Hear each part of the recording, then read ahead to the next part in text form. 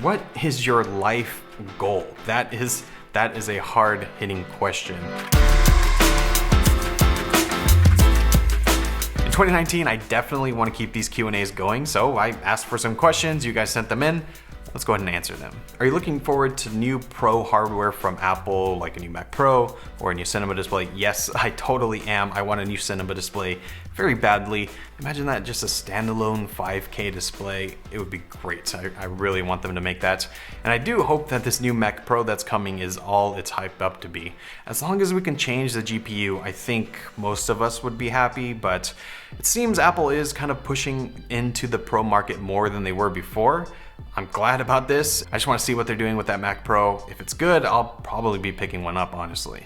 What is your life goal? And I think for me, it's just doing something that I love. Luckily, I'm kind of already doing that. So as long as I can continue doing this, as long as the work that I do is something that I love, then I think everything else will kind of go from that, because work is what you do all day, every day. It's kind of how you survive. So as long as that's okay, I think you can make everything else work out. Hopefully, everything stays and just keeps getting better from here. What is your current camera setup and how do you see it changing long-term, short-term?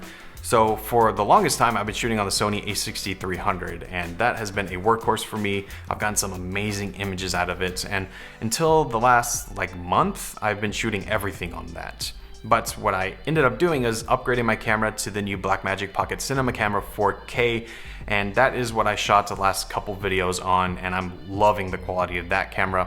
It does have some quirks, so I also decided to pick up a Panasonic GH5, which is what we're actually shooting on right now. So I have a bunch of cameras here and I'm trying to decide what direction I'm going to go. Not sure if I'm going to be sticking with this. Also, I'm going to be doing a whole series on YouTube, like how to do it. So equipment for sound, cameras, audio, all that kind of stuff. So if you want to see that, be sure to hit that subscribe button so you don't miss it when it's out. What advice do you recommend to a tech YouTuber starting out? So this is a question I get a lot. I think the biggest piece of advice to give is find that little area that you really love and focus on that. It's easy to, in the beginning, to just kind of cover everything in the tech space, and more power to you if that's what you want to do, go for it. But it's a little more gratifying to talk about things that you are actually absolutely loving. So if that's smartphones, great. For me right now, it's cameras and equipment and stuff like that. So if you find that little area, focus on that.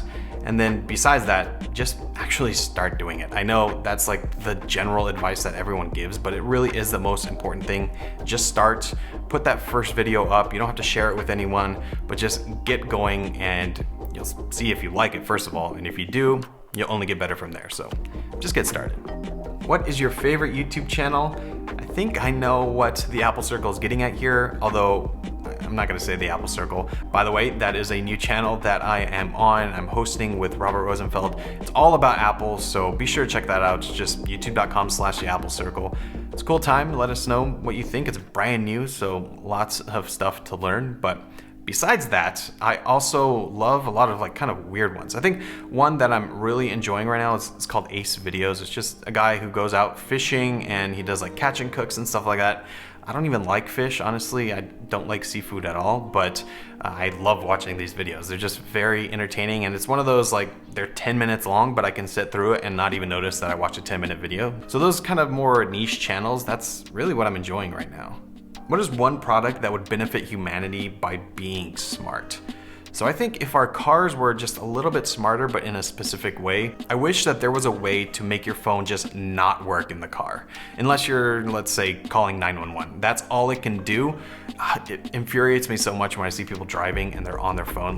It's one of the only things I can think of that actually makes me mad. So if there was a way to do that, I think this world would be a better place, especially in Southern California. The traffic's so bad already, and the fact that people are just not paying attention, it infuriates me. So that is one thing that I think would actually help. Why no more car videos? So this is one that hurts me as well. I wish I had made more car videos in the past. I wanted to do a bunch of stuff with my car, customizing it, kind of do a whole series, which I might still do, but the reason I didn't is because I'm kind of planning on selling my car in the somewhat near future, and probably getting a Model 3. I don't know, we'll see. That's like the plan at least. So it doesn't really make a bunch of sense to just throw money at my car right now if I'm planning on not using it for that much longer. So that's kind of why I held off on there, but I would like to do more dedicated car things, not necessarily on just my car, but on cars in general. So if that's something you'd like to see and I see a big push for that, then I'll try to make it happen. I love cars and I definitely love to cover them.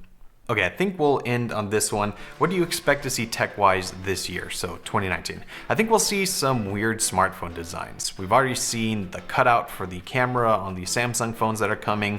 We have these slidey phones that cover the camera so you have a full display.